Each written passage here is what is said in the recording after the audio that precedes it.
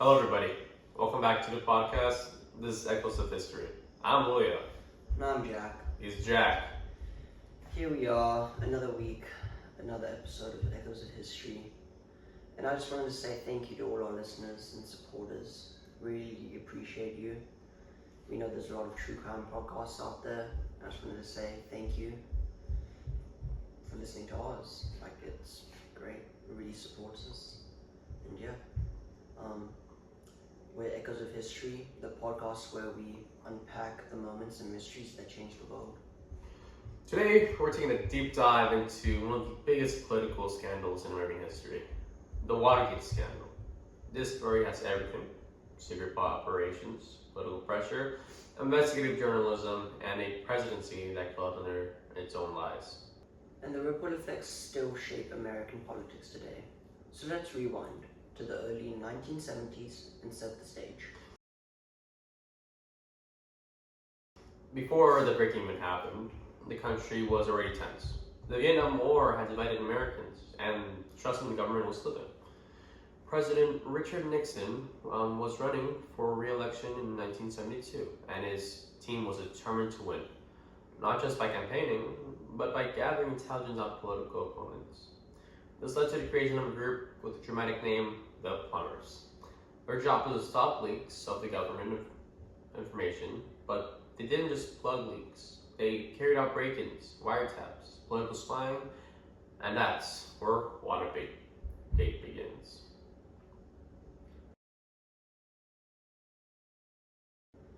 The Watergate break-in occurred shortly after midnight, on June 17, 1972, when 5 men connected to President Nixon entered the Democratic National Committee headquarters to repair a broken wiretap and gather information.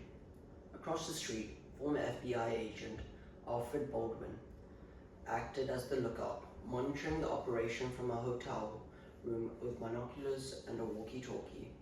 The plan fell apart when security guard Frank Wills noticed tape placed over a door lock. He removed it and later found it had been replaced. Then he realized something was wrong.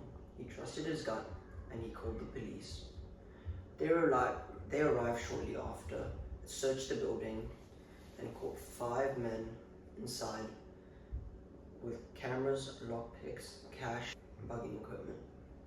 When investigators discovered that one of the burglars, James McCord, was connected to Nixon's campaign, the break-in quickly grew into a political scandal.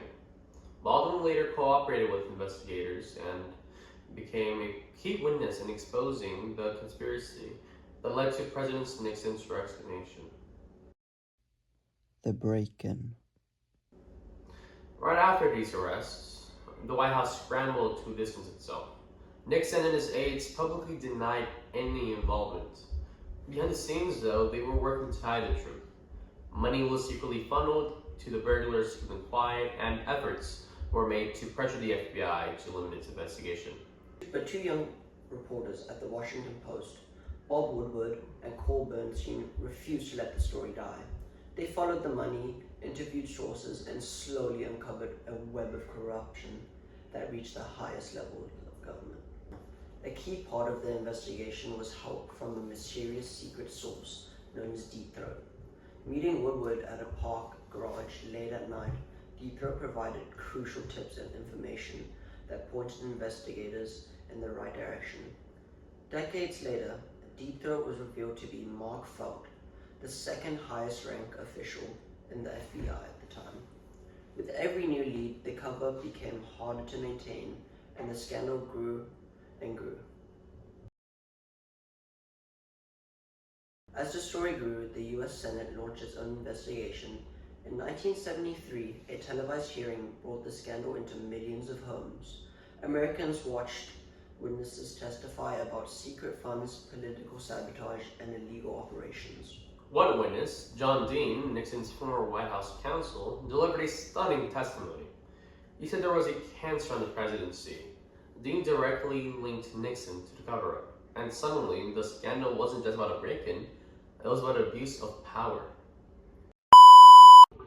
This episode of Echoes History is sponsored by Freedom Fresh Laundry Detergent. Freedom Fresh Laundry Detergent. helping clean out your state since 1972. We promised every type of cleanup will be cleaned out.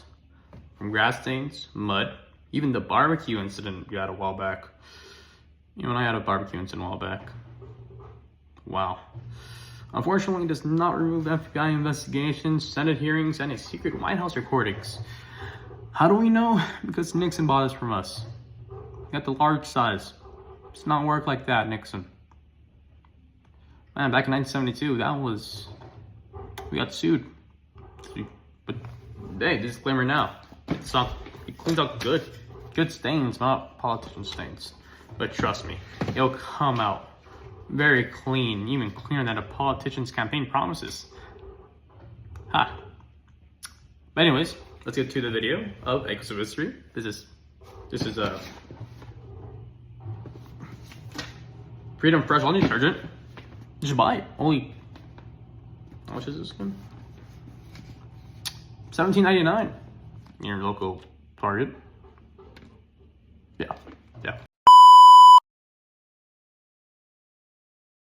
Then came the biggest twist of all.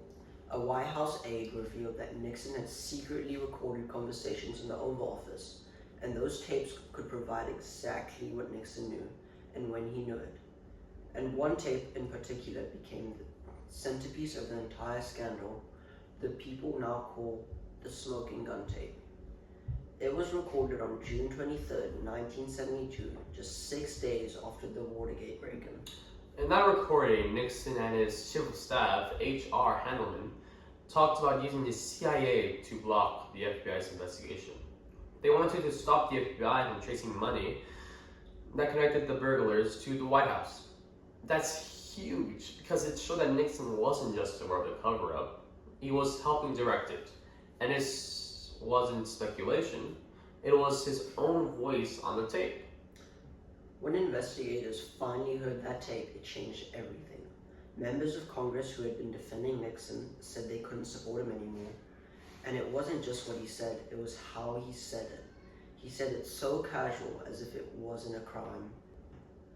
The smoking gun tape made it clear that the cover-up started at the very top, and once that became public, Nixon's presidency was basically over.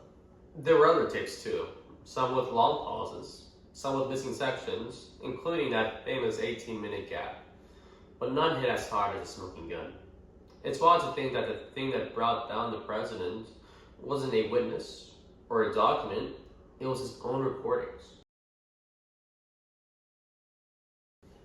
With the evidence mounting, Nixon's support collapsed. Members of his own party told him he would be impeached. And on August 8, 1976, Nixon addressed the nation and announced that he would be resigning. The next day, he boarded a helicopter and left the White House. The first and only US president to resign. Vice President Gerald Ford became the next president and later pardoned Nixon, saying that the country needed to heal. Watergate changed everything. It led to new laws about campaign finance, government transparency, and limits on the president's power. It also changed how Americans viewed their leaders. Trust in the government dropped sharply, and it never fully recovered.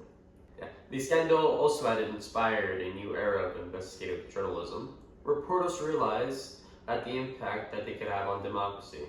And the word "gate" became a nickname for scandals of all kinds, from politics to sports to entertainment. Watergate isn't just some political scandal. It was a turning point that reshaped American democracy. It shows the importance of accountability and transparency, no matter who's in power. Watergate as a whole will remain important for guiding our understanding of how political investigations work and why they matter. Thanks for joining us on this extended deep dive. We'll be back next time with another moment that changed history. Stay curious.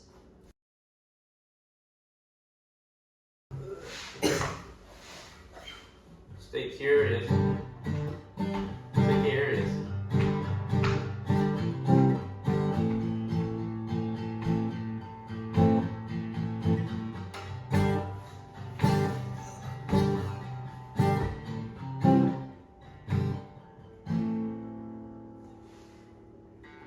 Is that a curious song?